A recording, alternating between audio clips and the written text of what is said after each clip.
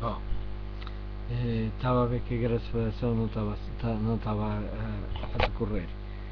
Eh, eh, Continuando com a leitura do grande conflito, diz assim: eh, o grande movimento que o Wycliffe iniciou, qual deveria de libertar a consciência e o intelecto e deixar as nações livres durante tanto tempo subjugadas ao carro triunfal de Roma, teve a sua fonte na Bíblia. Ali estava a origem da corrente de bênçãos que, como a água da vida, tem fluído durante gerações, desde o século XIV. Wycliffe aceitava as escrituras sagradas com uma fé implícita, como sendo a inspirada revelação da vontade de Deus, como suficiente regra e prática. Fora educado de modo a considerar a Igreja de Roma como autoridade divina, infalível, e a aceitar como indiscutível reverência os ensinos e costumes estabelecidos há 1000 anos, mas desviou-se de tudo isto para ouvir a santa palavra de Deus. Era esta autoridade que ele insistia com o povo, para que a reconhecesse. Em vez da Igreja a falar pelo Papa, declarou que a única verdadeira autoridade era a voz de Deus, a falar pela sua palavra, e não se limitava a ensinar que a Bíblia é a perfeita revelação da vontade de Deus, mas que o Espírito Santo é o seu único intérprete e que todo homem, pelo estudo dos seus ensinos, deve aprender por si mesmo, por si próprio, o seu dever. Desta maneira fazia que as mentes dos homens se voltassem do Papa e da Igreja de Roma para a Palavra de Deus. Wycliffe foi um dos fundadores, reformadores muito poucos do que vieram depois dele. O igualaram em talento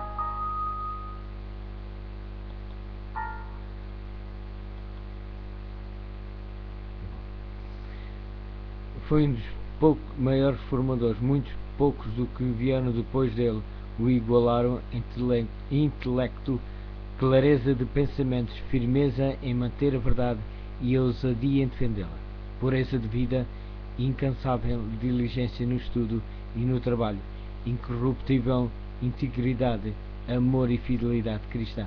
No ministério caracterizaram o primeiro dos reformadores, e isto apesar das trevas intelectuais e da corrupção moral da época de que ele surgiu. O caráter de Wycliffe é testemunha do poder educador e transformador das Sagradas Escrituras. Foi a Bíblia que fez dele aquilo que ele foi. O esforço para aprender as grandes verdades da revelação comunica frescura e vigor a todas as faculdades e expande a mente, aguça a percepção, amadurece a capacidade de julgar. O estudo da Bíblia enobrece todos os pensamentos, sentimentos e aspirações, como nenhum outro estudo o pode fazer.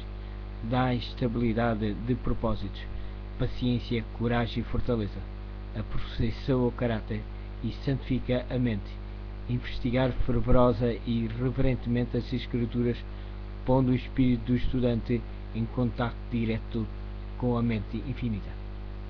Dada ao mundo homens de intelecto mais fortes e mais ativos, bem como de princípios mais nobres do que já existiram, como resultado do mais hábil ensino que a filosofia humana proporciona. A explicação dos teus ensinos ilumina, diz o salmista, dá entendimento aos simples. Está no Salmo 119, versículo 130. As doutrinas ensinadas por Wycliffe continuaram durante algum tempo a espalhar-se. Os seus seguidores, conhecidos como Wycliffitas e Lollardos, não só encheram a Inglaterra, mas espalharam-se por outros países, levando o conhecimento do Evangelho. Agora que o seu guia já não estava entre os vivos, os pregadores trabalhavam com zelo maior do que antes, e multidões reuniam-se para os ouvir. Alguns nobres e mesmo a esposa do rei estava entre os novos conversos.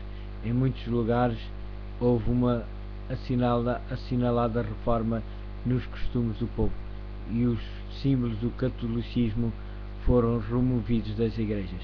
Em breve, porém, a impiedosa tempestade da perseguição irrompeu sobre os que tinham ousado aceitar a Escritura Sagrada como guia. Os monarcas ingleses, ávidos de aumentar o seu poder mediante o apoio de Roma, não hesitaram em sacrificar os reformadores. Pela primeira vez na história da Inglaterra, o castigo da fogueira foi decretado contra os discípulos do Evangelho. Martírios sucederam a martírios. Os defensores da verdade, prescritos e torturados, apenas podiam levar os seus clamores ao Senhor dos Exércitos. Perseguidos como inimigos da Igreja e traidores do reino, continuaram a pregar em lugares secretos, encontrando abrigo o melhor que podiam nos humildes lares dos pobres, e muitas vezes refugiando-se mesmo em vales e cavernas. Apesar da fúria da perseguição, um protesto calmo, devoto, fervoroso, paciente contra as corrupções dominantes da fé religiosa, continua a ser preferida durante séculos. Os crentes primitivos daqueles tempos, apesar de terem apenas conhecimento parcial da verdade, já tinham aprendido a amar e a obedecer a palavra de Deus, e sofriam pacientemente por sua causa. Como os discípulos dos dias apostólicos, muitos sacrificavam as suas posses deste mundo pela causa de Cristo. Aqueles a quem era permitido permanecer em casa abrigavam alegremente os irmãos expulsos, e quando eles também eram expulsos, aceitavam animados a sorte dos prescritos. É verdade que milhares, aterrorizados pela fúria dos perseguidores, compravam a liberdade com sacrifício da fé e saíam das prisões vestidos com a roupa dos penitentes para demonstrarem a sua renúncia.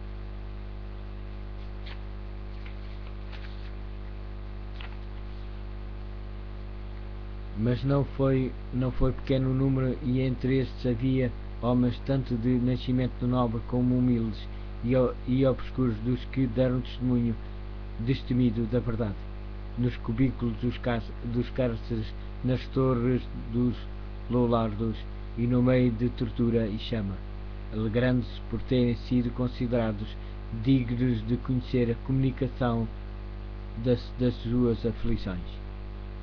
Os seguidores do Papa não conseguiram executar a sua vontade em relação ao Wycliffe durante a sua vida, e o seu ódio não se satisfez enquanto o corpo do reformador repousou em sossego na sepultura. Por decreto do Concílio de Constança, mais de 40 anos depois da sua morte, os seus ossos foram exumados e publicamente queimados, e as cinzas lançadas num riacho vizinho. Esse riacho, diz um antigo escritor, levou as suas cinzas para Avon, o Avon para o Severne, e o Severne para os pequenos mares, e estes para o grande oceano. E assim as cinzas de Wycliffe são emblema da sua doutrina, que hoje está espalhada pelo mundo inteiro. Os inimigos nem imaginaram o alcance do seu ato perverso. Foi através dos escritos de Wycliffe que João Hus, da Boêmia, foi levado a renunciar a muitos erros do catolicismo e entrar na obra da reforma. Assim, nesses dois países tão separados, foi lançada a semente da verdade da Boêmia. A obra estendeu-se para outras terras. O espírito dos homens foi dirigido para a palavra de Deus, há tanto tempo esquecida. A mão divina estava a preparar o caminho para a grande reforma.